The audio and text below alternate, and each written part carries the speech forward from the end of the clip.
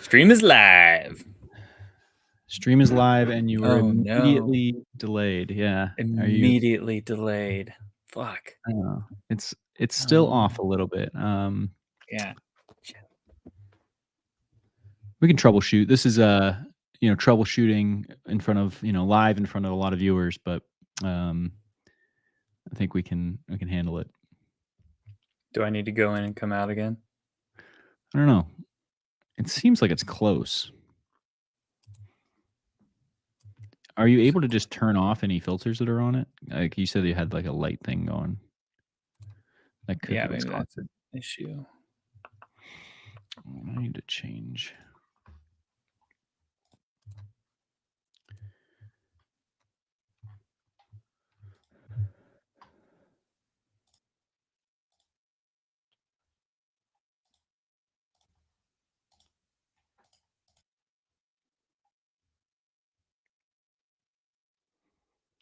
I think there's still just a slight delay, but it's pretty close. It's just a little delay. It's fine. We can roll with it, see how it goes.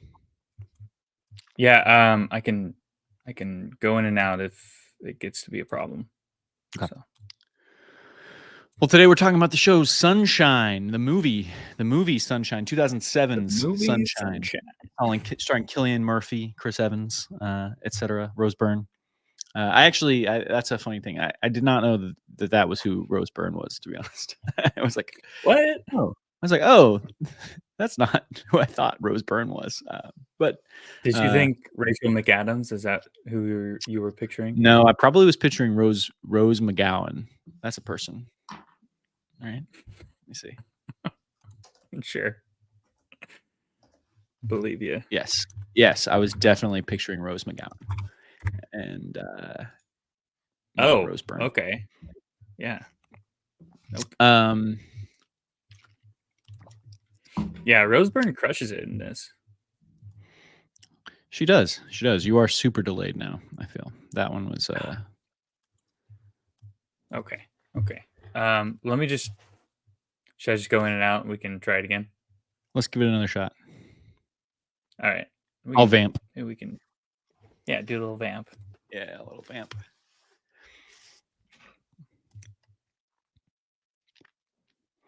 I'm vamping for all of the thousands of viewers out there.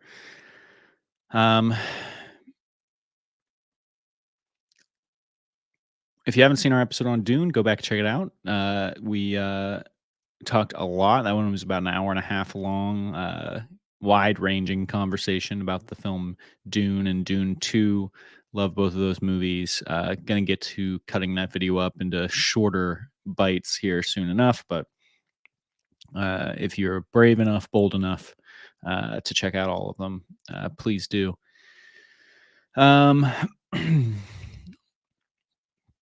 It is Sunday evening.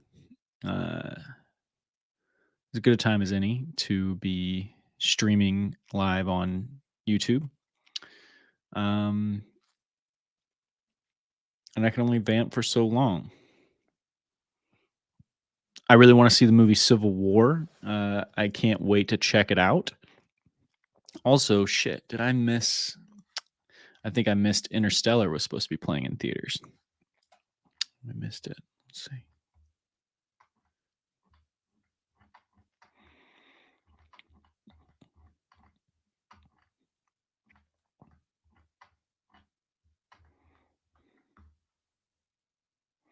Yeah, missed it. Damn.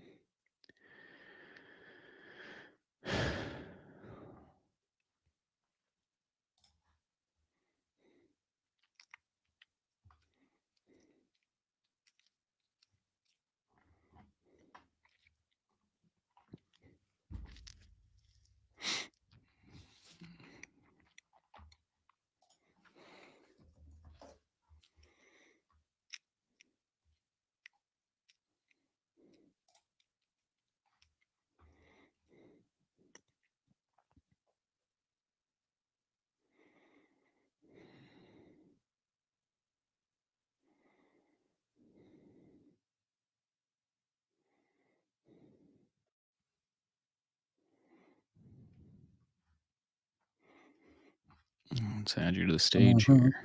That's the way. I like it. It looks like I am still delayed. Delayed. This really sucks. Is your iPhone plugged into your computer? No, it's plugged in, but it's not plugged into the computer. Interesting. Um, well, okay, it's not It too seems bad. pretty good. Seems pretty good. It's not perfect, but huh. It seems pretty good. um, yeah, it's just we didn't have this problem last time, so But you didn't use your iPhone last time, confusing. right? Or this new Oh, that's software that you have. that's true. That's true. It's a Did double not. whammy. Yeah, it looks better though. Yeah. Sure.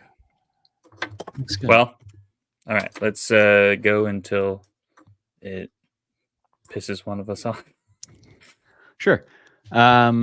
Sunshine, Cillian Murphy, Chris Evans, great film. Ooh, I had a lot of baby. fun. I think I'll start with one of my biggest takeaways is that I think that they did a ton of I think they did a really good job of capturing the awe of everything in space in that moment. You know, the awe of the sun. You know, that shot of the scene of the Mercury passing in front of the sun. Oh yeah, Um, that was awesome. I wanted more of that, to be honest. yeah, I think that it's like the first 45 minutes is doing a lot of that, and Yeah, um, I it really struck me this time, and I thought I agree. I could watch a whole movie that's just that. I feel like. Uh, yeah. Well, I was reading that um he took a few not stolen scenes or anything, but some of his inspiration was certainly Kubrick's 2001, and then I think Solaris and what was there was a third one that he took inspiration from. Um, oh well, it'll come to me. But anyway, yeah, those were the ones that I wish that they had held on to a little bit longer. Um, the visual effects in those scenarios were stunning. yes, absolutely. Uh, I think the visual effects throughout the movie are pretty strong, especially for Yeah, 2007. yeah, Um, exactly. which I wonder what the barrier is. Like when did special effects get good enough? Like I feel like Lord of the Rings was even before 2007, right? And you know, I think those Yeah, movies still hold up. that was 98, 99, 2000. But then there was a little Um, bit of jumping the shark a little, like they went too far, and then I think they had to reel it back in. Like because I think some of the Hobbit movies had a little bit of that, where it was like, all right, this is a little too much on the special yeah, effects side of things. yeah. And now they've reined it back in. Well, the But special effects I don't think was too much. The visual effects at times on Lord of the Rings, I could that's true. understand that. Yeah, Thank you for the distinction. yeah, yeah. You're definitely right there. Um, but yeah, Sunshine. What are your thoughts? Ooh. Well, as I said before, I just finished watching it. Yeah, so it's your It's probably fresh. I'm fresh. It's probably my fourth watch through total, um, since it came out. Um, yeah, I think that it really, really holds up for sure. Especially starting out really strong. Um, I think if you want to split it up into three acts, then the first two acts I think are the strongest for sure. Hold up really well. I think the movie falls apart in the third act um, a little bit more than I had remembered it falling apart. Well, I guess I should say I never thought that it totally fell apart. And this fourth watch through, um, after after growing in my capacity as a filmmaker, I feel like the third act kind of falls apart a little bit comparatively, but overall still a very solid movie. Like I said, holds up even now with the visual effects. I mean, the science isn't always perfect, but it doesn't seem like it's far off enough to take you out of the story, Yeah. um, which I appreciate. The worst is when you're watching a sci-fi and the science behind it just sounds so sketchy, and you're not buying that it's happening, and it Yeah. takes you out of the story. And I don't think this does that at all.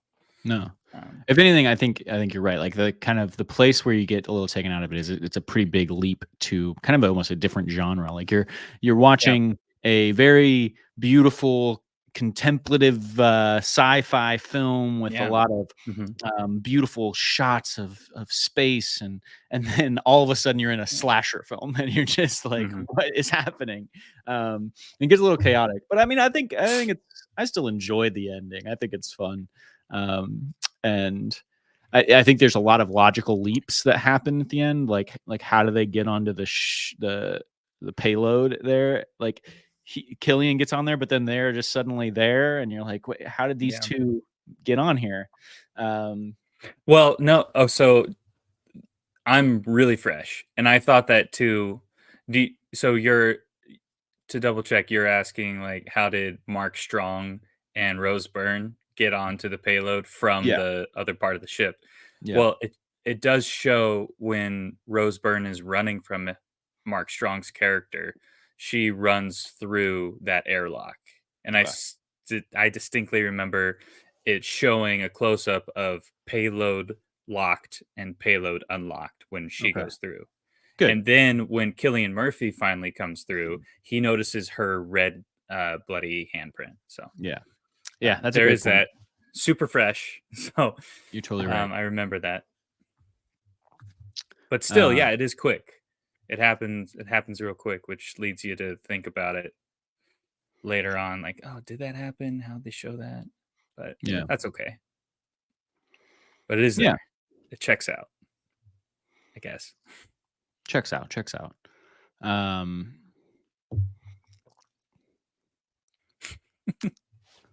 Yeah, I took a lot of notes on this.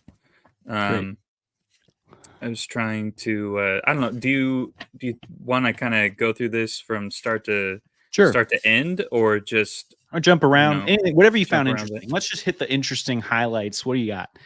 Let's Got it. riff. Okay, well, I just turned to this, but one of my favorite parts of it is actually the music.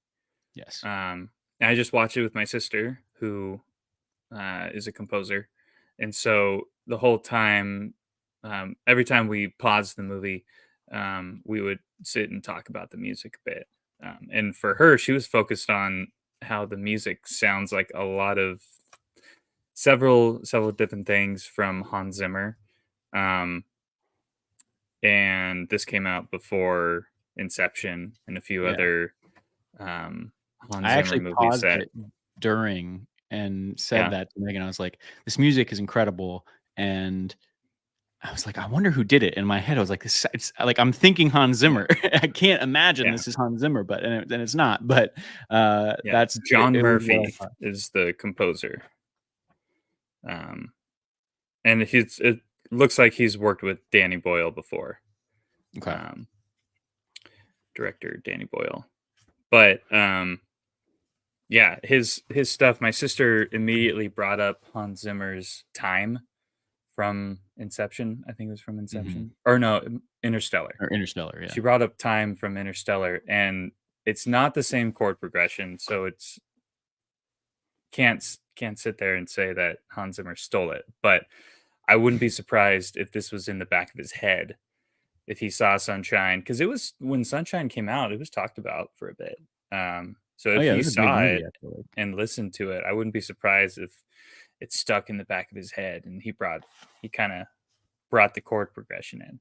But Yeah. also, I was listening to the main theme from Sunshine, which is called Adagio in B minor. And the melody, actually, I was able to slowly sing All of You to John Legend's All of You. Or is it All of Me? Um, Whatever that song is. I was able to sing it to the Sunshine song during its melodic. Oh, nice. You can play that in the background. Oh, that's sick.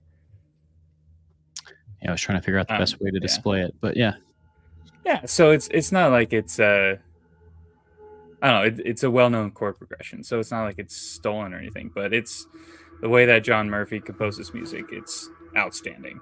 When Captain Kanata dies, Oh, yeah. that's I got goosebumps, and I've seen this movie like 3 times before, and I'm sitting here just with the hair raised on my skin, just it's so good. Yeah.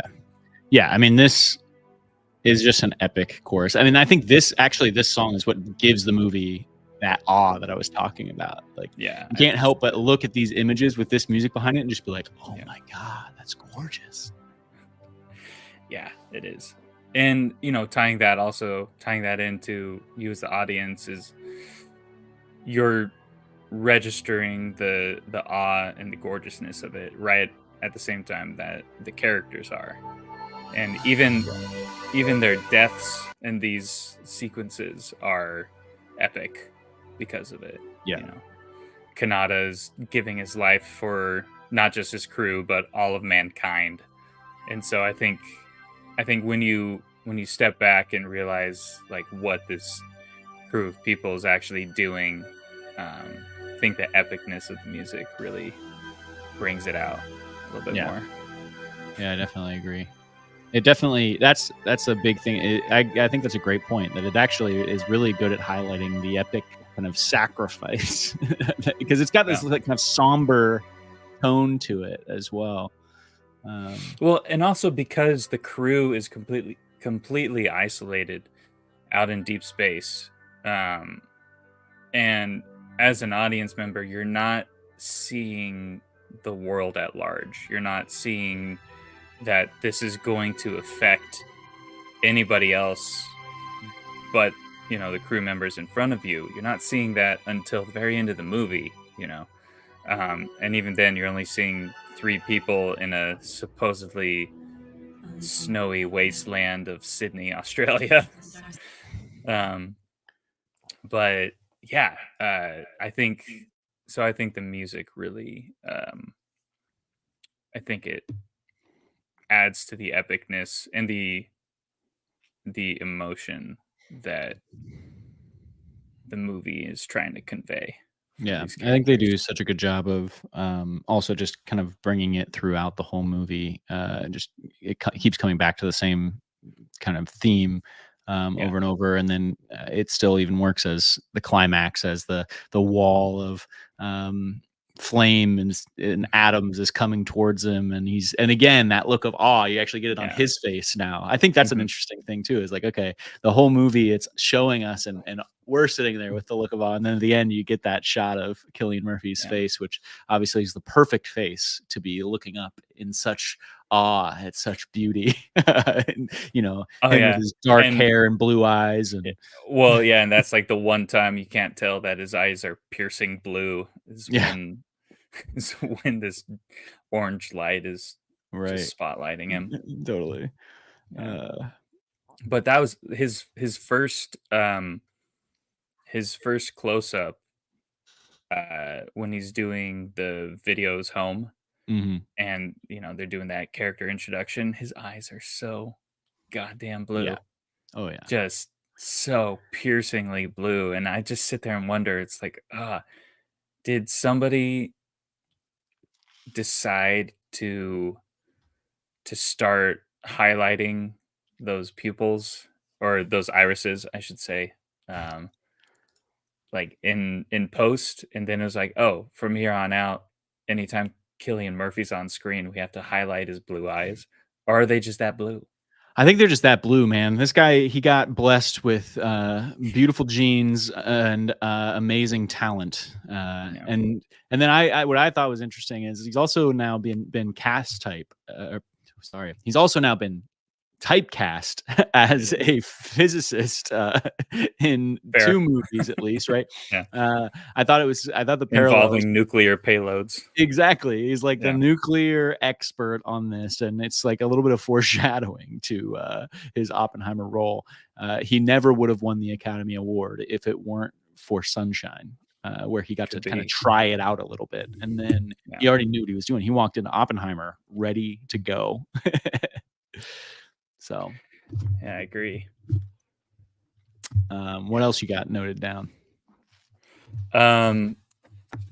That let's see. Well, first of all, I mean, like I said, this is my fourth time watching this through, but it's been years since I've seen it, and from the get go, you just see the star-studded cast, and at the time, like not everybody was really that well known, except maybe Chris Evans was kind of getting there.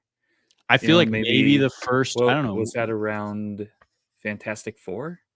I don't know. Yes. Excuse me. But 2005, Michelle. Fantastic Four, 2005. So it was 2 years before this. Yeah. Okay. Yeah. So I mean, everybody's like known, but not incredibly well known. Maybe Michelle Yeoh, um, and Hiro Sonata. Yeah. Um, they were. I think their circles were pretty strong, but I mean everybody was pretty strong, but still, like seeing them so young, it's pretty great. Um, Cool.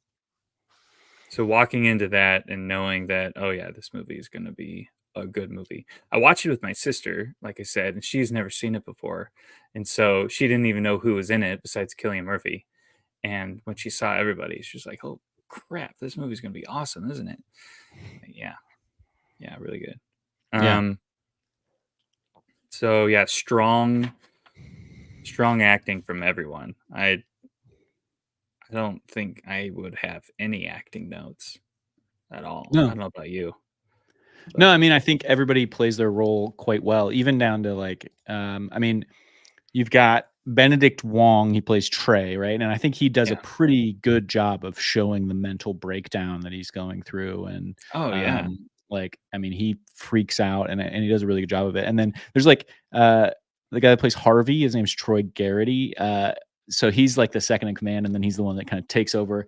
And I think you could say maybe early on, you're like, I don't know what this guy's performance, but really his performance is kind of designed to make you not like him very much. I feel Well, like yeah. he's Yeah. actually like playing it quite perfectly. And uh I love that scene where he's trying to get them to give him the suit to escape. Um And then he's like, "Oh, you're all looking at me, aren't you? Aren't you? I'm right. the one now, aren't I?" Yeah, that was good. Yeah, he did a good job in that role. Yeah, I would say he's the only actor that I couldn't remember his name when I saw him Mm, on screen. really. Um, well, I That's don't know if I've really seen him in that many Yeah, I feel like I've other seen him things. I before. haven't watched his filmography. What do we got for him? Uh, Troy Garrity. yeah, maybe this. I might have seen him on Ballers. He was on Ballers. It looks like, Yeah, which yeah. that sounds right to me. I don't see Gangster anything else. Squad, I think, is where the last time I saw him. But still, Gangsters. strong performance. Yeah, and that guy, the guy that plays the psychiatrist, or psychologist, or whatever, Cliff Cliff Curtis. Curtis. What is he? Yeah. Oh, he's an Avatar Training Day. Interesting. But then you go to the like I looking at this, I mean, I knew it was Danny Boyle. I didn't realize Alex Garland wrote the screenplay. So that's a pretty, or along with him, Yeah. they both wrote it Yeah. together, right? So you got Danny Mhm. Boyle and Alex Garland, who's Yeah, now and really that's like right blowing up. after doing 28 Days Later. Right. With Cillian Murphy. Yeah. Cillian Murphy is the kind of guy that a director works with him and they want to work with him again as soon as possible. I feel like that is what his career has been. Agreed. Um, and not surprising because, as we said, he won the genetic lottery and he's wildly talented. So, oh, I didn't realize it looks like Alex Garland was also, was he a writer on 28 Days Later? I believe so, yeah. So those two have just worked together for a while, huh? Mhm. Yeah, he wrote 28 Days Later. Danny Boyle directed it. He wrote this with him. And then he moved into Ex Machina, Annihilation, and now the Civil War movie. Have you seen that yet? Probably not. I think it just came No, out. not yet. Yeah, I'm Yeah, me excited neither. to see it. I've heard it's pretty good. It's definitely on the list, top of the list for now. I missed. I Okay, was so bummed I didn't get to go see the Interstellar thing in theaters though. is that already passed? See, it was the other day. Bummer. Anyways, Oh, well. continue. Next up, I have my question was: do eclipses and eyeballs have significance, and what are the filmmakers trying to show with all of the close-ups of eyes and possibly eclipses? Um, and I saw shots, close-ups of eyeballs, and I just so many different shots that were related to the human eye. Hmm. And I googled it, and somebody on what was this?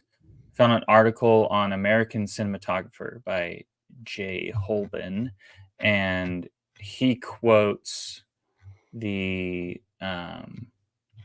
cinematographer. What's his name? Alvin Kukler. Alvin Kukler. He Mm-hmm. quotes him. I probably just ruined that name, but it's okay. Looks right. Kukler says there's certain things you plan, like starving the audience of warm colors to make the visuals of the sun more powerful, um, which that's something we can talk about too. But there are some things you just stumble across that almost end up being more important.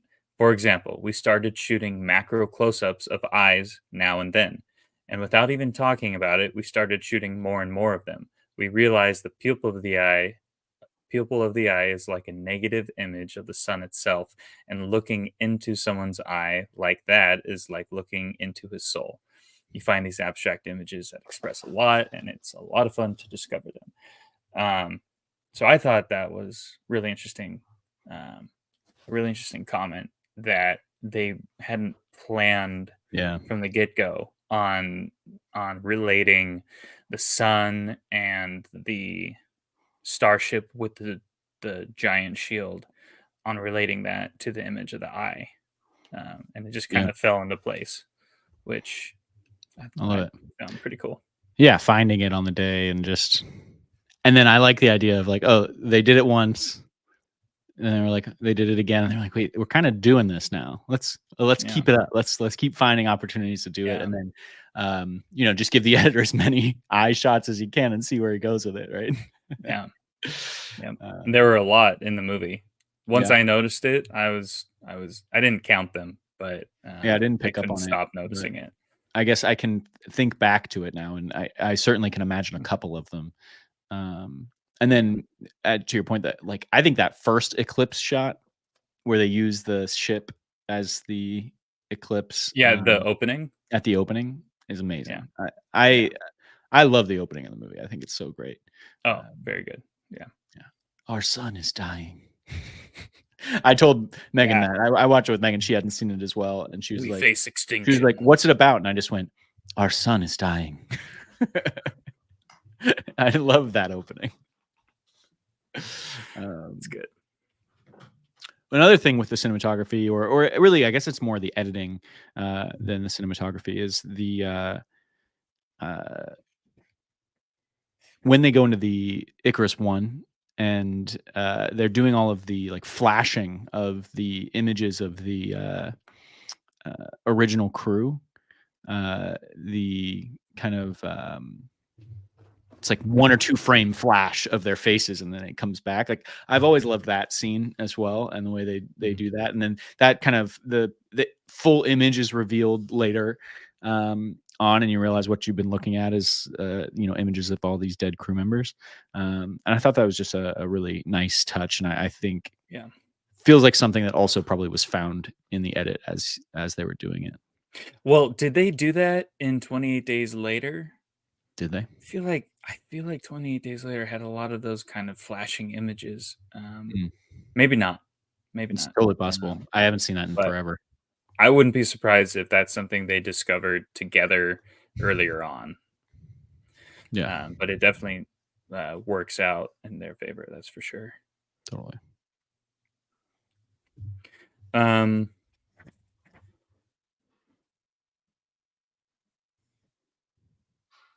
Icarus flying too close to the sun, kind of thing. That was good. Um, yeah, again, Alex Garland, his writing, spot on. Um, up until, for me personally, up until the third act, I but wonder if that was a we'll get to that. studio. I wonder if that was a studio. Like, hey, I thought the same thing. It's like, okay, is this movie too like? I wonder if it, because I heard that it was close to not being greenlit. hmm, But the fact that these two had worked together before and 28 Days Later had a decent following. Um, I wonder if the original script maybe didn't have that slasher ending, yeah, and yeah, maybe the studios were like, "Well, we need to bump this up a lot. We're not remaking 2001: Space Odyssey here." right. I don't know. You gotta give the people what they want. Um, Gosh, well, yeah, let's just dive into that since we're talking about it. I was not a huge fan of the ending. I was not a huge fan of Mark Strong's character. Um, I do think that having Mark Strong play that character was the definitely the move. Once that character's written in, but I mean, just having that character exist and being a a horror movie villain, I think was, in my opinion, a mistake, and it just brought the movie to a pretty crazy twist that I don't think was necessarily I don't think was necessary to make the movie good or interesting. I was already interested. There's Yeah. already a lot of thrilling aspects to the movie. Um, I mean, I also get it. I mean, what the like? How do you make? I guess it could have just been a movie where they go to the sun and like I don't know well, if I mean, I like the idea of him still being alive and even being fried up like that. Um, but why make it to where he's now this like slasher movie villain and still like still trying to destroy everyone and everything? I mean, after 6.5 years of being by yourself, I would think that you're successfully crazy that you're not gonna be with it when a whole other crew of people come in. In and fact, he's like wouldn't you sit burned almost there, to death. yeah, and wouldn't you sit there thinking that that you as a character, like, wouldn't Mark Strong's character sit there and think that the people showing up are ghosts or something of that nature, something supernatural? Because you've been in deep space for 6.5 years, and then Yeah, all of a sudden people are around you. Like he would think that he I would assume that I would think if I was in that scenario that I was going crazier and starting to hallucinate. So yeah, that kind of took me out of it a little bit. But in the moment, you're not really sitting there in the theater or in front of the screen thinking about all of that. And it's because it's very fast paced. Um, those are just some random in depth thoughts yeah. on the subject.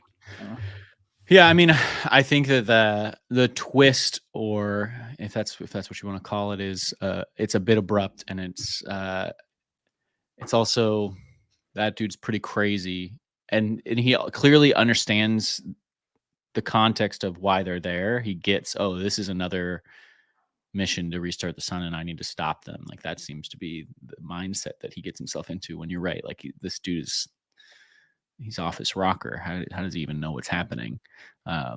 He's burned himself half to death, and he's uh, been alone for 6 years. Yeah. I also think it's interesting. I wonder how, like, I was thinking about the crew of the Icarus One and the way they're kind of posed sitting there before they were, essentially vaporized. Like, Oh I yeah. want to understand how that happened. Like, Well, now that you mention it, bring it up, I wonder if there was a like a painting or some famous piece of art that had that structure to it, yeah, with people sitting like that, leaning against one another. I totally. wouldn't be surprised if that was a tableau that already existed and they stole from it. Yeah, But it is a good tableau, totally. whether or not they stole it. Steal like an artist, baby. I thought an interesting piece as well that I like is the kind of choice between going forward with the mission or diverting it to go to the Icarus One, and the way they play that debate out. And Chris Evans is, adamant that they shouldn't do it, Yeah. whereas obviously Killian comes to the decision to do it, and then has to deal with that, knowledge that he made that choice the rest of the movie. And I thought it was interesting because I watched it with my girlfriend. We were both watching, and I was like, Killian's making the right call. That's definitely the right call. Yes, it goes wrong, but I still think he made the right choice. Where she's like, no, I'm with Chris Evans all the way. Like, we completely disagreed. And I think that that's a cool thing to have in a movie where people can have completely different views on what the right choice to make in that scenario would be. Hmm. Yeah, and they did a good job at, even though Chris Evans' character was pretty strong-headed, and maybe at times would bring a little too much aggressiveness to the crew. Yeah, he was a Um, real asshole at certain Real times, asshole, but but still, he seemed to be the voice of reason pretty much the yeah, entire time. Um, which the voice of reason being, we have one purpose. Why does anybody not understand that we have one purpose and we right. cannot divert from the singular purpose? Um, and And ultimately, I, he puts his money where his mouth is, and he yeah, sacrifices his life to save the mission. yeah, So, good on and him. is planning on sacrificing himself several times. Yeah. Even though he puts Killian Murphy out with the captain. Yeah. The Um, volunteering of him to go out into space was a real dick move. yeah, for sure. He's like Especially he's like, because, "No." He's like, "I volunteer. I volunteer Kappa." And it's like, yeah. "You are an asshole." Well, I almost actually think that that was might have been a mistake for that character arc, because yes, that character is an asshole, but then later on, he is like volunteering to sacrifice himself to save Kappa, to go through the shoot through the airlock, right? He's like, no, Kappa gets the suit. He's more important. Well, Yeah. if Kappa was more important than you are, then why did you volunteer to send him out onto the shield? So Yeah, there's a there's kind of a writing loophole, a character loophole at what there. point did he have that change of heart? That's Yeah. a good point. Maybe he was just emotional. He was emotional in the moment. He was pissed off, and Yeah. his emotion gets ahead of him and gets him into trouble. They got in the fight at the beginning. They had to put him into that room, which by the way, that's another thing we haven't talked about. I love that room. The Oh what do my they call god, it? The yeah. Earth I room. have I have the Earth room highlighted on my notes. I want one. Yeah, who doesn't want Want an one so Earth bad. room? I think that they could have used it more. Honestly, I feel like they really only show it, I guess, that time, and then when Trey kills himself, and they've got Yeah. the birds flying, which I think is really a nice touch Yeah. as well. But I want to see more. Like, I want a whole movie about the Earth room, really. Which I Yeah. think there's actually Oh, a yeah. Black Mirror episode that's kind of similar. But Oh, uh, really? but yeah, I definitely want one of those in my Yeah. house. Yeah. I mean, we've talked about the Earth room before. It's stuck with us ever since we first talked about this movie years ago. Um, and we even like I remember talking to you about it when we were writing Time Machine, that Mm. I wanted the Earth room, or I wanted the machine to reflect the Earth room a little bit. Yeah. Which, or actually, no, you brought that up.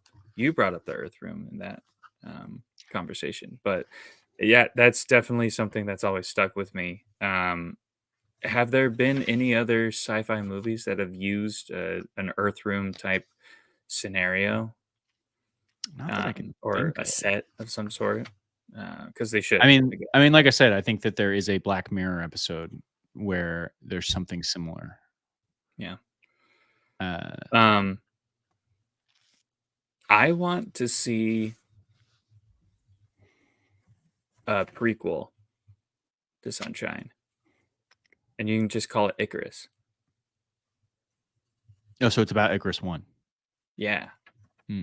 About just, yeah, and have it just be about everything happening on Earth and the sun shutting down and what it does to the society as a whole, and then leading up to the Icarus being launched. Yeah. And then, I mean, you could even make it a TV show doing that. That could actually be Homefront. Everything could be Homefront. Everything could be Homefront. No, Homefront, I think, yeah, is like it's kind of I expect it to kind of be like our you know how Christopher Nolan wrote the movie about Howard Hughes and he never got it made. Yeah. And then he took it and he changed it to make it Oppenheimer. Yeah. Or he took elements of the way he wrote the first one to influence how he wrote Oppenheimer. I could see a similar thing happening with Homefront, but I also think we should just rewrite it and rewrite the parts and make it Yeah. more modern. And I think it could Oh work yeah. well. Needs to happen. I'm listening to the audiobook right now of this movie or of this book, Nuclear War: A Scenario. Have you heard about this? No. It's apparently Denis Villeneuve signed on to make it a movie, and it's likely to be his next movie after Dune 2. Mhm. But it just came out like a month ago, not even. And it's written from like they interviewed a ton of national security experts and generals and people who were involved in the nuclear launch protocols and tests and trainings and all of that stuff that they do regularly to prepare in case someone attacks us. And she's Yeah. basically just laying out if the scenario is North Korea sends a nuke our way and it's going towards Washington D.C. and then she just like lays out everything that would happen from there, for that point forward. It's Yeah. really interesting. But Sounds like oh, go ahead. no, go ahead. No, I was just saying, it sounds like a book I think I told you about called Never. It's a Mm, Ken Follett book. Um, it's his attempt at writing something modern, yeah. and it's not is it's not the greatest, but it's very similar to Homefront and what we want to do with Is it that. the one you sent me to read and I didn't read the whole thing? It might Or have been. yeah, I think It might have probably. been. It's surprisingly not as well written as his plethora of novels that have come out. I think he needs to stick with historical fiction for sure. Okay. But it's very similar to what you were describing, just fictional. But when you read it, you're also sitting there thinking, "Yeah, this could easily happen. Yeah, Could easily happen." totally. But um, the Denis Villeneuve project that you're talking about. Anything more on I that? have no idea because this book is nonfiction, so I don't know Mhm. what they're thinking about as far as making it a movie, but um, I decided to start listening to the audiobook for that reason. And it's pretty interesting. The audiobook is kind of terrible.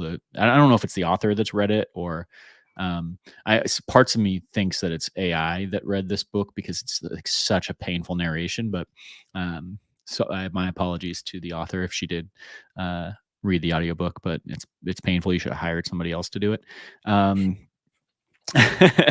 But back to Sunshine. I have a article up that says why Sunshine is a misunderstood masterpiece is the title, but interesting point they have right here, which I'd love to talk through, is there's an interesting Okay. fan theory which gives a bit more weight to Pinbacker's appearance in the third act. Imagine that there is no Pinbacker and that Kappa has gone crazy.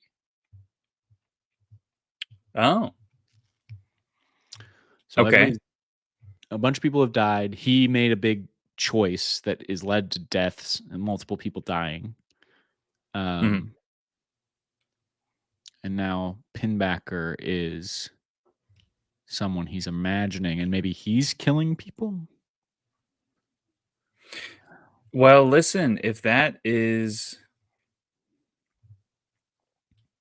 I don't think you can legitimately make the case that the writers thought about that, um, especially because there are moments in the movie, there's shots in the film that, uh, would completely disregard that as like, okay, the one off the top of my head would be not only that Killian Murphy, is sliced and bleeding, Mhm. which he could have done himself, I guess, right, if he's going crazy. Sure.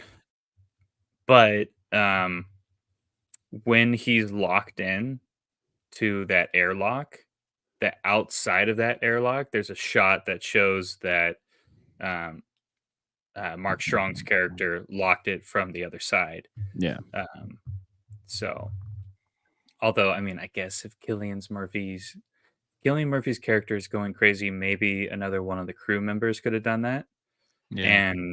and he,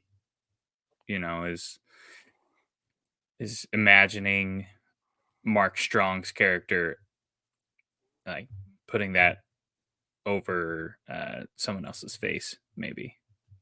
Yeah. Could be. But I do like that a lot, like, aside from that, like, I actually I would prefer that to have been the case. That would certainly make the movie a lot better, I think, Yeah. having that psychological breakdown.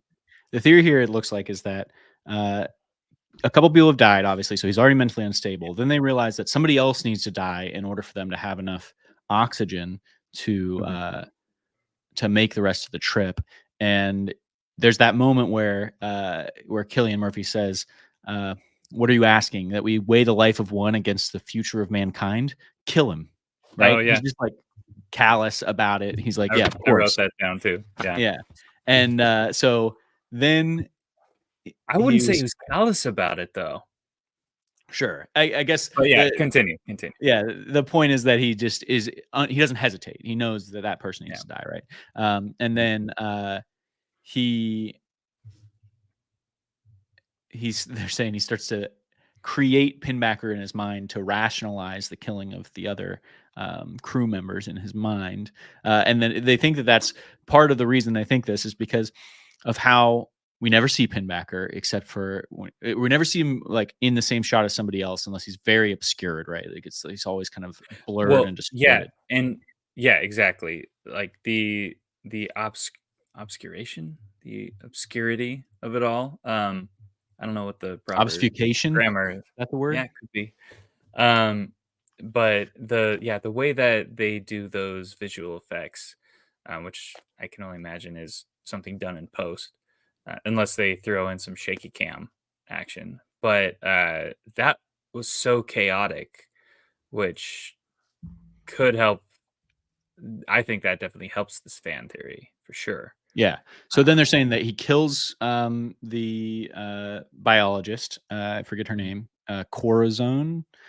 Kills her, and then he goes to the coolant tanks because he knows Mace, Chris Evans' character, has overpowered him twice. He's not going to be able to kill him, but he knows if he takes all the coolants out, only Mace can fix it, and he's not going to be able to fix it by himself without freezing to death.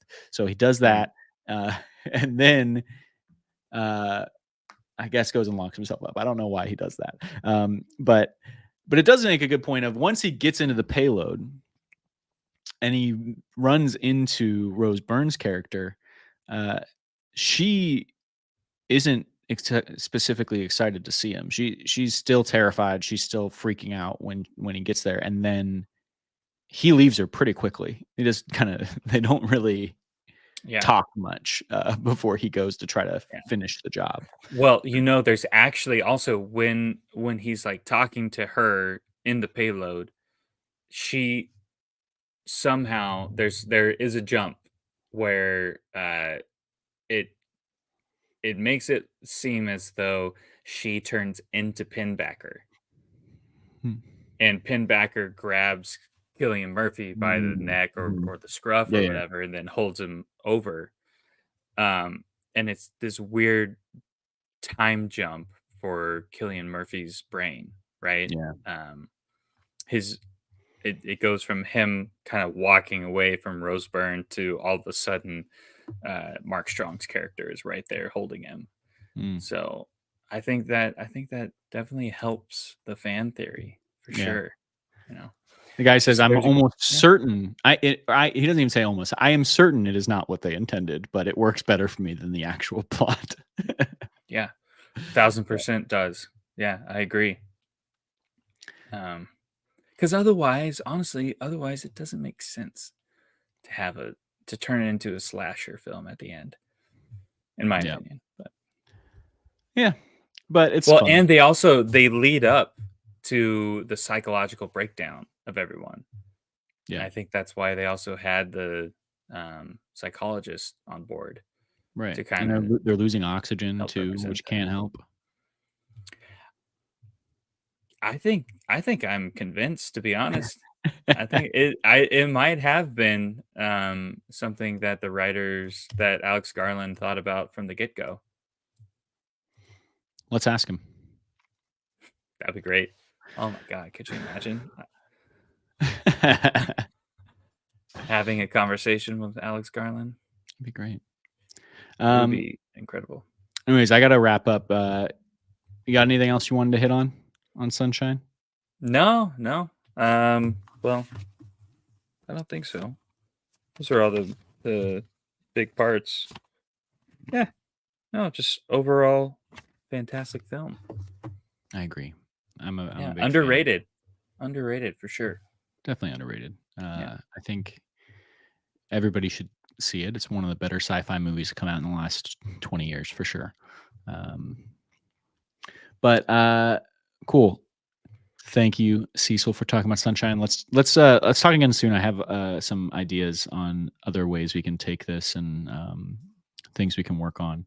Uh, Yes. and let's think of another movie we want to talk about and do this All again soon. right. Yeah, sounds good. Let's definitely kick around the live writing scenario a Yes, little bit more yeah, too. that too for sure. And actually, we don't have to go live to do it.